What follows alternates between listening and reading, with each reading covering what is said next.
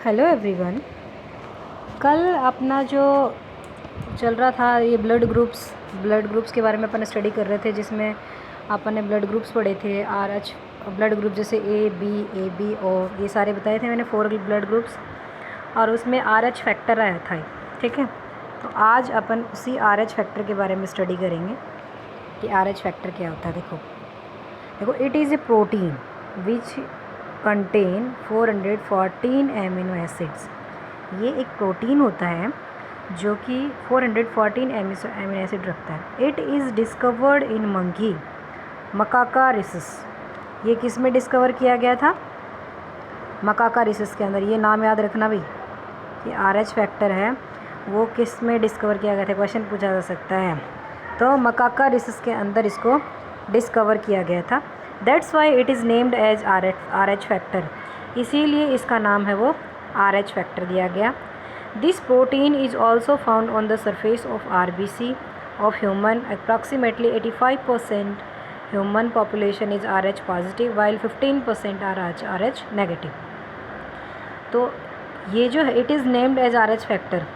This protein is also found on the surface. ये जो protein है ये भी RBC की सरफेस पे ही मिलती है ह्यूमन में। अप्रॉक्सीमेटली 85% जो पॉपुलेशन है वो RH पॉजिटिव है। ठीक है, एंड 15% आर RH नेगेटिव। 15% है वो RH नेगेटिव है और 85% है वो RH पॉजिटिव पॉपुलेशन। उसके बाद है types of RH factor. RH factor की टाइप्स देखो, there are 5 types of RH factor found in human beings.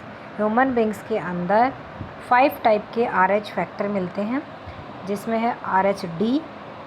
ठीक है, उसके बाद RHE, RH small e, RH caps में C और RH स्मॉल में C। ठीक है, 5 टाइप्स के RH फैक्टर हो गए हैं। ठीक है, अब इनमें देखो एक ये भी पूछा जा सकता है क्वेश्चन, आगे चलो मैं पढ़ा रही हूँ एक बार। RHD type of factor is very important. This line is very important. पूछा जा सकता है which type of factor RH factor is most important. ये क्वेश्चन पूछा जा सकता है, पूछा जाता भी, एक दो बार पूछा भी गया है।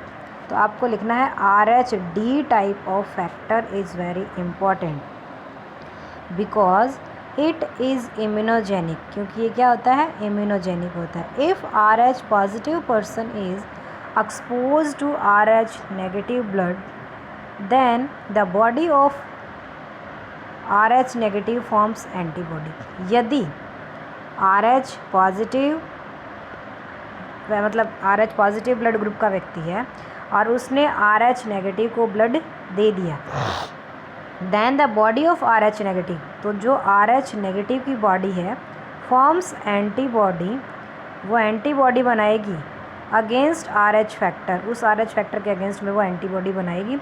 These antibody destroy the RBC, और ये जो एंटीबॉडी है ये RBC को डिस्ट्रॉय कर देंगी। तो the RBC which contain by agglutination process, ये जो RBC हैं जो बनती हैं बाई एग्लोनिटेशन प्रोसेस से जो बनती हैं, in this process large amount of toxic substance, इस प्रोसेस के अंदर लार्ज अमाउंट में जो टॉक्सिक सब्सटेंस होता है bilirubin accumulate due to the ये जो due to excess of bilirubin in the liver. तो जो टॉक्सिक सब्सटेंस है जिसको बिलीरुबिन, वो एक्यूमुलेट हो जाता है। ठीक है, एक्सेस बिलीरुबिन है लीवर के अंदर। लीवर फेल ऑफ किडनी, जिसकी वजह से लीवर है वो ख़राब हो सकता है, किडनी फेल हो सकती है, लीवर स्प्लीन में भी टेक प्लेस। ठीक है, वो सब है वो इसके अंदर हो सकता है। तो इस वजह से फिर व्यक्ति है वो उसकी डेथ भी हो सकती है। तो RHD टाइप का, इस पैराग्राफ में क्या है कि RHD टाइप का जो फैक्टर है वो वेरी इंपॉर्टेंट होता है क्योंकि ये इम्यूनोजेनिक है। यदि RH पॉजिटिव ब्लड ग्रुप वाला व्यक्ति है वो RH नेगेटिव वाले को ब्लड दे देता है, तो नेगेटिव वाले ब्लड के पर्सन के ब्लड के अंदर एंटीबॉडीज़ हैं वो बन जाती हैं जो वो RBC को नष्ट कर देती हैं, जिसकी वजह से टॉक्सिक सब्सटेंस है बिलीरुबिन वो एक्यूमुलेट हो जाएगा, जिससे लीवर फेल हो सकता है, किडनी फेल हो सकती हैं, स्प्लीन है वो भी ख़राब हो सकती है, स्प्लीन होती है, तिल्ली जिसको बोलते हैं।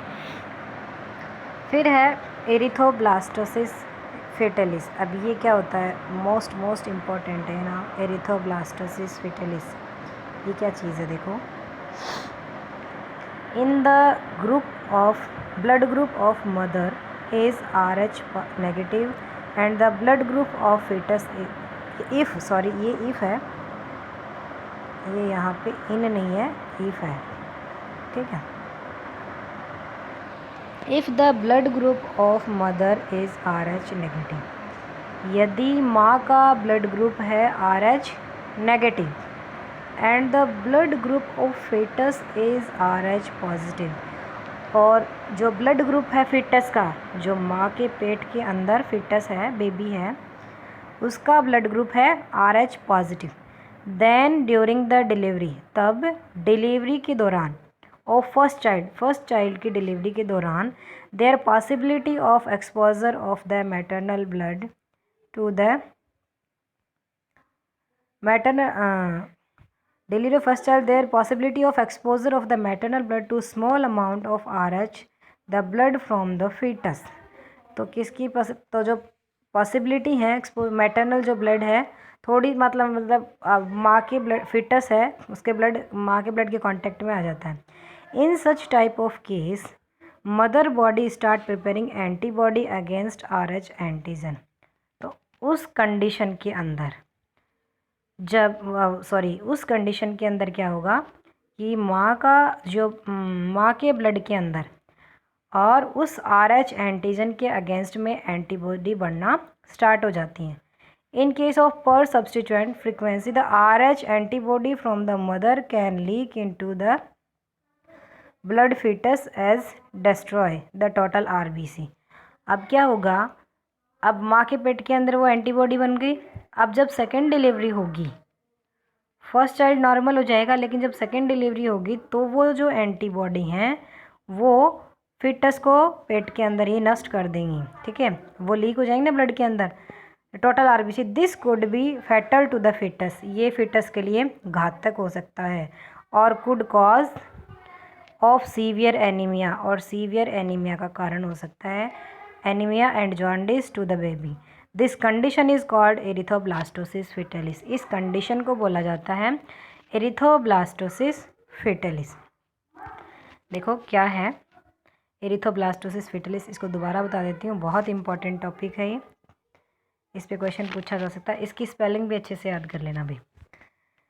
जब माँ का ब्लड ग्रुप है वो नेगेटिव है और उसके पेट के अंदर जो बच्चा पल रहा है उसका ब्लड ग्रुप नेगेटिव है, ठीक है, सॉरी पॉजिटिव है, माँ का नेगेटिव है और बच्चे का पॉजिटिव है, तो क्या होगा, जब डिलीवरी होगी, फर्स्ट चाइल्ड की जब डिलीवरी होगी, तो उस टाइम डिलीवरी के टाइम पे माँ का ब्लड है बच्चे के ब्लड के कांटेक्ट में आता है, तो उसके ब्लड के कांटेक्ट में आने से माँ के ब्लड के अंदर उसके लिए एंड उस ग्रुप जो RH फैक्टर है उसके अगेंस्ट में एंटीबॉडी बनना स्टार्ट हो जाएंगे, देन फर्स्ट चाइल्ड नॉर्मल हो जाएगा।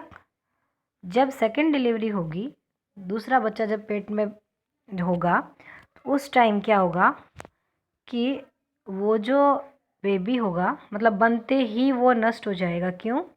क्योंकि जो एंटीबॉडीज़ पहले से डेवलप हो रही हैं उसके अगेंस्ट में वो एंटीबॉडीज़ जो है वो उस पर अटैक करेंगी, जिसकी वजह से सीवियर एनीमिया, ये मतलब वो उस फैट घातक हो सकता है फिटस के लिए, तो फिर सीवियर एनीमिया या फिर हेपेटाइटिस है, सॉरी जॉन्डिस या हेपेटाइटिस बी जो होता है वो तो सीवियर होता है, वो प्रॉब्लम हो सकती है। इस कंडीशन को बोला जाता है एरिथ्रोब्लास्टोसिस फेटलिस, ठीक है। तो आजकल तो इसका इलाज चल गया है, पहले तो इसका कोई इलाज नहीं था। तो पहले तो यही था कि जिस भी लड़की का ब्लड ग्रुप अगर नेगेटिव होता है तो उसको नेगेटिव ब्लड ग्रुप वाले लड़के से शादी करनी चाहिए, लेकिन आजकल इसका ट्रीटमेंट आ गया है। वो ट्रीटमेंट क्या है वो बताती हूँ आपको। देखो नेक्स्ट है इसमें रोगम। अब ये रोगम क्या है देखो ये बता दूँ।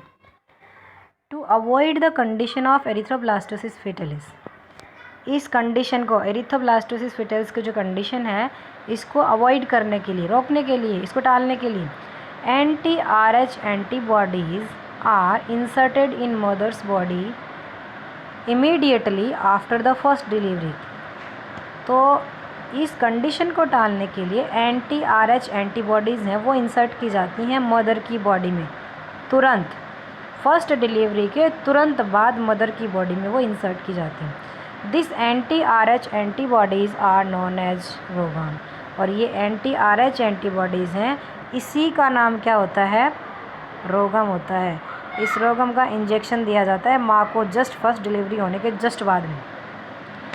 देखा, these RhoGAM binds to RH antigen, ये जो रोगम है ये RH एंटीजन को बाइंड कर देता है and makes it invisible to the mother's immune blood, तो मोर मदर के ब्लड में इसको इनविजिबल बना देगा। It is also known as opium of treatment of erythroblastosis fetalis after delivery. ये एरिथ्रोब्लास्टोसिस फिटल्स का ट्रीटमेंट हो गया, ठीक है। तो ये रोगम है। अब पूछा जा सकता है कि रोगम क्या होता है, तो ये भी आपको पता होना चाहिए। ये क्या होता है, anti-Rh एंटीबॉडी होती है ये, ठीक है, जो कि जस्ट फर्स्ट डिलीवरी के बाद माँ को ये इंजेक्शन है उसका दिया जाता है, ठीक है। फिर अपना नेक्स्ट टॉपिक है ब्लड ट्रांसफ्यूज़न। ये अपन कल की क्लास में पढ़ेंगे। आज के लिए इतना ही, जितना पढ़ा है उतना याद करके आना। Thank you.